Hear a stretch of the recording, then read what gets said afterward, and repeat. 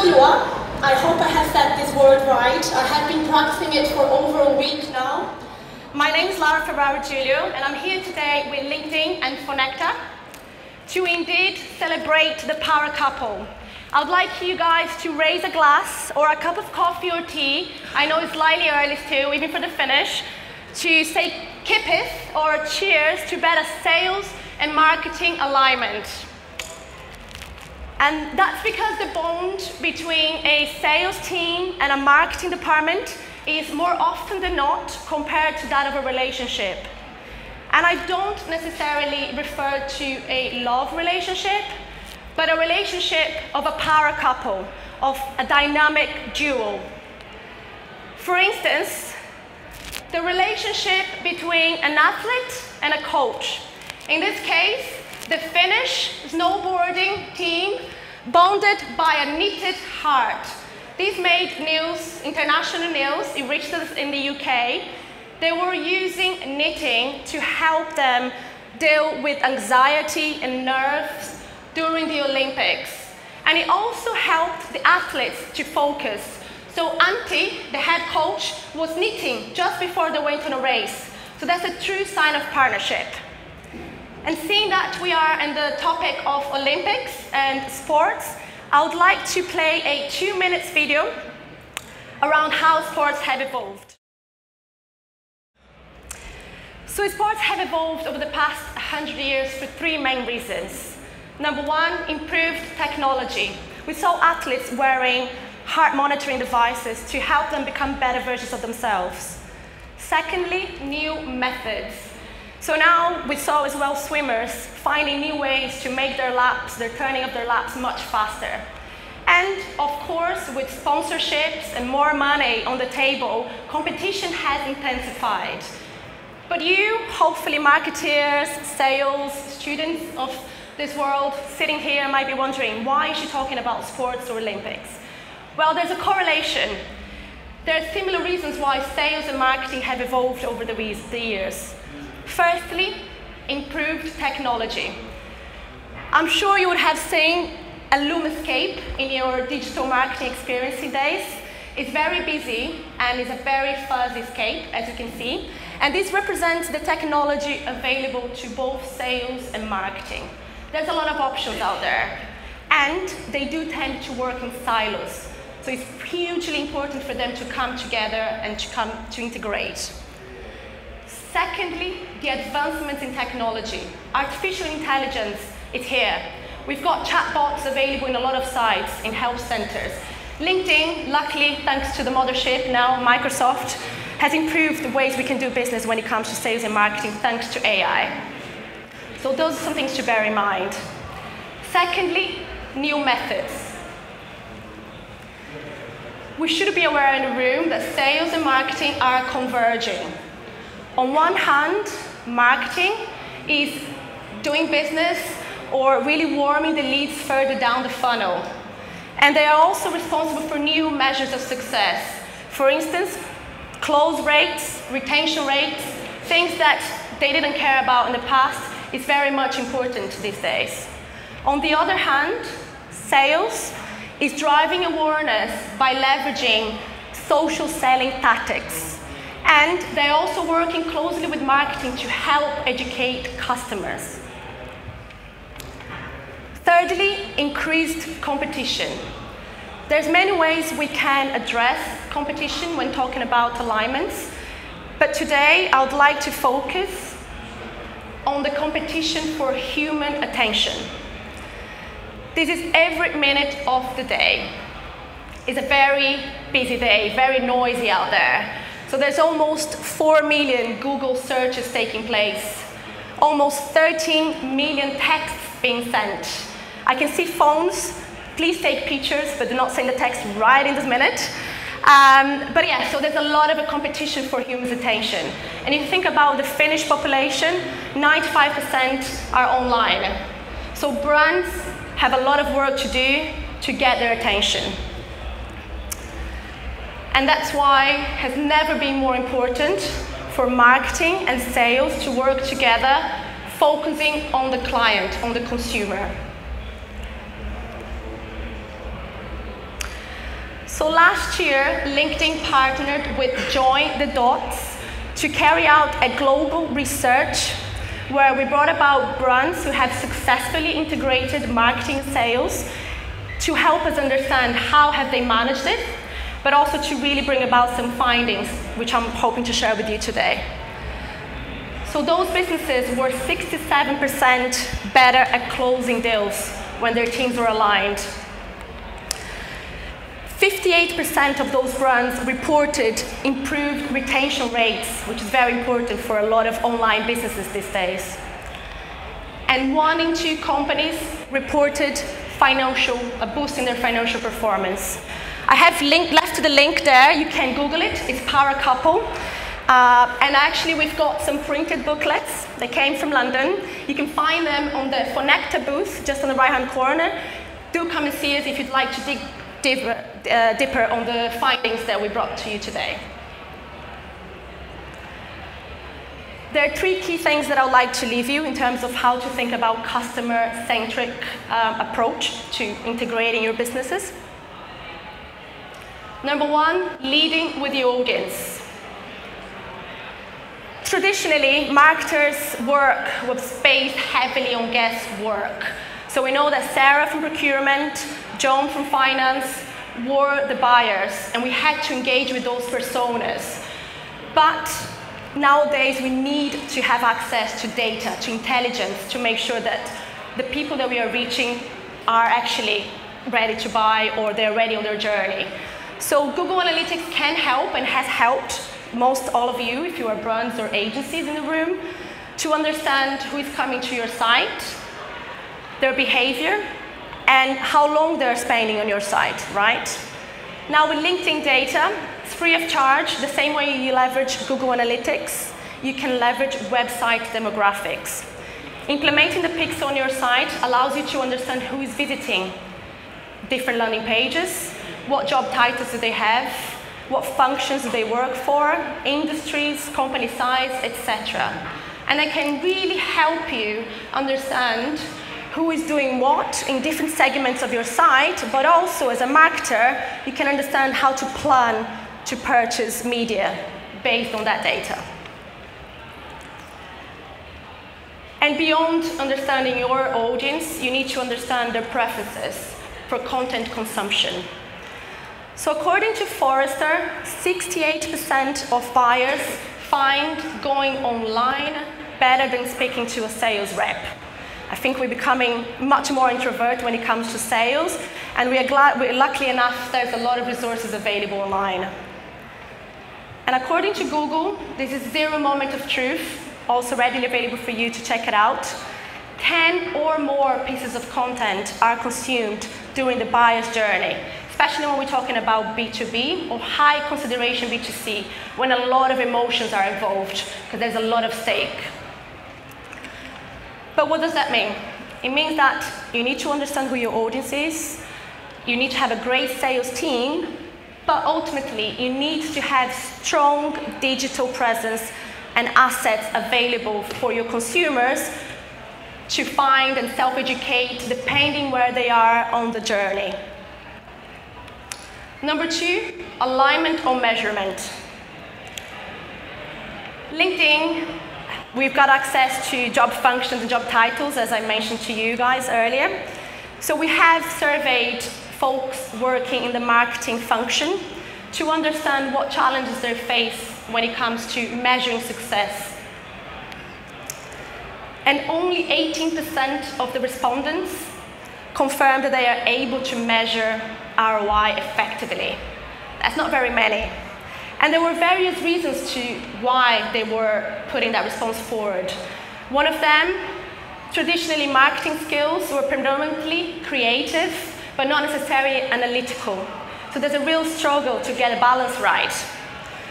But ultimately, marketing will be responsible for their success metrics, sales will have their own, and very rarely they would communicate or work off the same systems.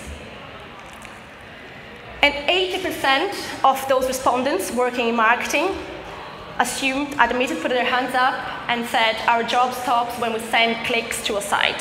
So CTR is still the main metric of success for them. I do not want to say the CTR is not important. It is important. I've managed clients and consulted on their business before. It really helped me to understand what content was working and what was not through CTR, helping us A/B test. But we all know in the room there is the real need to align on long-term measurement of success. For instance, leads. How much should we be paying for a lead? And if there's a lead scoring process in place, marketing sales need to be in understanding of what the variables are to qualify a prospect into a lead.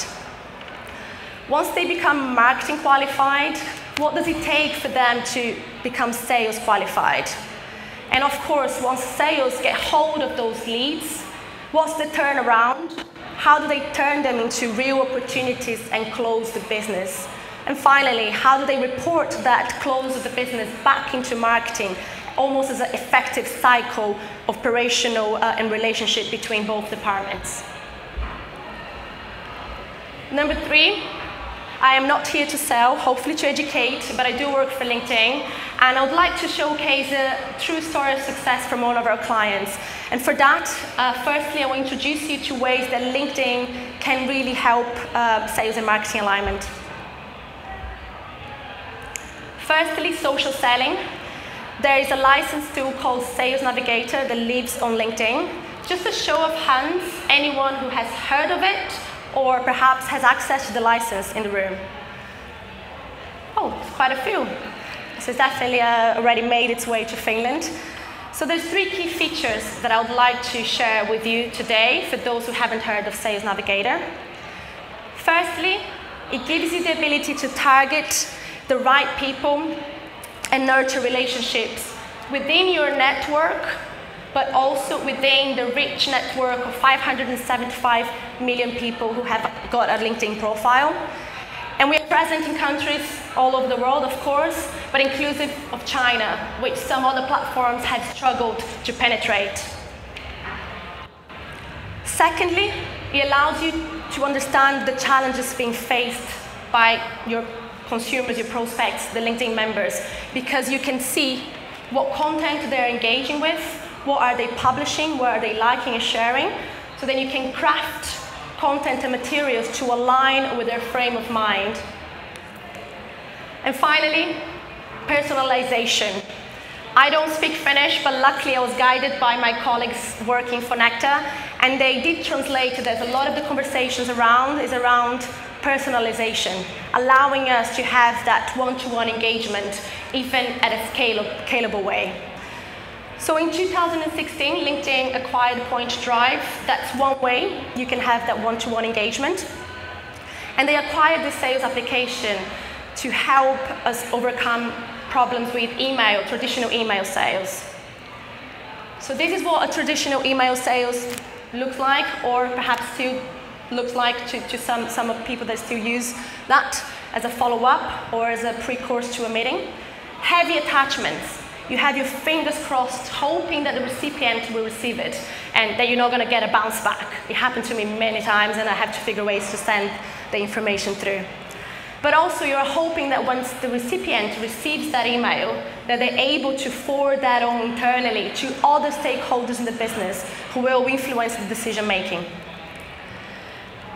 So just to showcase the power of Point Drive, it helps you align with marketing. So if you have a branding that you want to implement, you can do so. But also allows you to tell a story in a personalized way. So you can share all of the assets that you've spoken about, that you would share, or even before a meeting. But ultimately give you access to insights. Who is accessing their content? Where they're accessing from? What piece of content are they most engaged with, etc. From a marketing standpoint, beyond the first-party data that you have access through from LinkedIn, there's 3 ways you can match your data with your client's data with LinkedIn. Firstly, website retargeting. So there's nothing new. It has existed in the industry for quite a while now. is the ability to target someone who's visited your site back on LinkedIn with LinkedIn data. Account, list, or company domains upload. This is key. This is account-based marketing strategy in a very unique and compliant way. What you can do is upload a list of companies onto LinkedIn, and you can match against the 26 million company pages that we have on the platform. I'm sure you're not going to be wanting to reach all the 26 million. We have best practice to share, but it allows you to do account-based marketing at scale. And, of course, if you've got access to first-party data yourselves, maybe you have got compliant list of email addresses of people you do business with, and you wanted to maybe upsell or include them into a new promotion, you can do so by uploading a list of email addresses and matching that against consented data from LinkedIn members.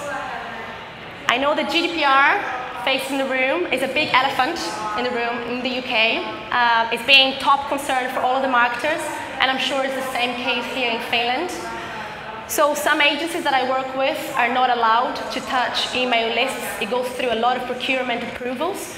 An alternative to that, of course, we talked about technology, is to integrate one of the systems that we have it approved so that the data flows seamless between LinkedIn and your CRM, and there's no issues on compliance that way.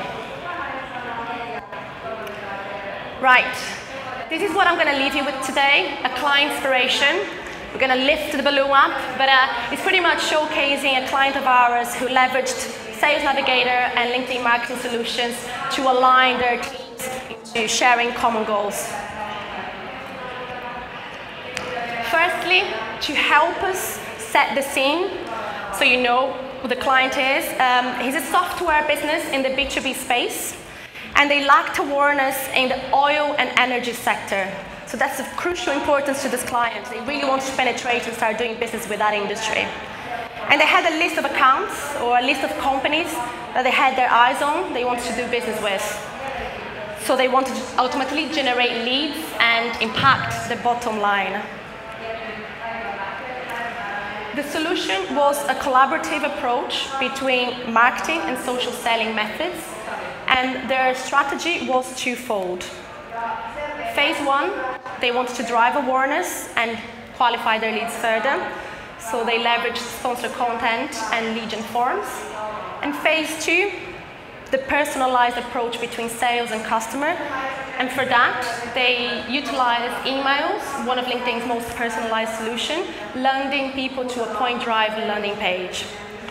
I'm going to share a little bit more about this and show you how that user journey really came through. So firstly, sponsored content. What marketing decided to do was to work with sales to write a blog. So sales is in the field, they know the oil and energy industry, they know what the challenges are. So that was a really good alignment to make sure that the challenges that they're aware of were exposed in the blog. And this company in particular, they were after decision makers in key accounts in the industry, as I mentioned to you before. So marketing was able to measure click-through rate, engagement rate, social media, but also the dwell time. How long did a person coming from LinkedIn spend on their blog, reading their blog? To complement phase one, the marketing team decided to launch lead gen forms. So it's a feature that's available on LinkedIn, but also all the social media platforms that allows you to capture key first-party data. So marketing wanted to strengthen their CRM or their data that they had available for them for marketing purposes in a compliant way. So the member would click on the sponsored content appearing on their news feed on LinkedIn app or desktop. And once they click to learn more, the form would expand and their data will be auto-populated. And on a click of a button, they would submit that data and, of course, consent to the T's and C's. So again, GDPR compliant. And the client or the member would have access, in this case, it's a white paper. They would have access to there and then to download it. So alleviates on adding yet another layer of following up with those leads. But most importantly, the data flows extremely well. So it goes from LinkedIn platform onto the CRM that they were integrated with. I believe it was Eloquent. So to allow them to nurture those leads or that information further in their sequential messaging strategy. So phase 2, this is the second phase of a 3 months worth campaign. They had driven awareness, they have been driving awareness for a while now. They drove up the engagement. They also had access to demographics, who was actually engaged the most in their content. They had access to lead gen forms, so of course that collection of the data helped them refine their targeting, but it still allowed them to scale. What they decided to do, the marketing team, was to launch an email campaign. So show of hands, who's got a LinkedIn profile? Hopefully all of the hands. Come and see us if you don't, we can help. But you would have seen an email. So it lives on LinkedIn. We only deliver when you're actually online. So marketing sent an email to their audiences of interest. And upon clicking on the email, so the CTA, the call to action, the members were taken onto a point drive. That was the landing page, the destination. On one hand, marketing had access to open rates, who's opened the emails, and who's clicked away from that email. And on the other hand, the point drive was being managed by the sales team. So they were telling a story around the oil and gas, energy industry, sharing a few relevant documents. And ultimately, they had access to who was viewing that content. So in this case, they knew that Loic was viewing the content that they shared from France. He's based in Paris, so you knew where he was. But also, you could click to find out more. So by accessing Sales Navigator, you had access to who is part of my network. So in this case, who am I connected to, who would allow me and help me to perhaps facilitate a warm introduction? What other contents has Loic or your other leads been engaging with? And ultimately give you the full story around the data and help you as a sales team to qualify the opportunity further and move on from there to close the business. So this is what I had to share. In terms of results, they really noticed strong alignment between their teams, communicating much better these days because they have to work together and they're working together quite well. But they always had the customer in mind, so really thinking about who to target and how to engage with them was quite important to this company. They managed to reach 40% of their key audience in the oil and energy sector. They noticed twice as high engagement rate when compared to the LinkedIn benchmarks. So their blog was talking to the audiences, hence why it performed well. And finally, they achieved 27% growth in sales pipeline. This is huge for them because it kept them occupied for a couple of months even before the campaign was done. They have since restarted similar approaches and similar campaigns on LinkedIn. But this is a story that I would like to share with you. Hope you found today's talk helpful. And again, I'll raise my glass of water, haven't moved to the Prosecco or Champagne yet, to leave you with 3 cheers. So firstly, to data-driven relationships, whenever possible, first-party data. Working towards the same goal, how to improve communication systems in your company to allow marketing and sales to be in the same room discussing what really matters to their business, to the overall business goals. And finally, there's a lot of technology available out there. Beyond LinkedIn, there's many more, according to the Lumia landscape. But that's why it's important for you to understand what technologies to use, but ultimately how to make sure that sales and marketing are leveraging or integrating in their systems. So thank you, Kipis, to better sales and marketing collaboration. Thanks again for your time. Kitos. How are we doing?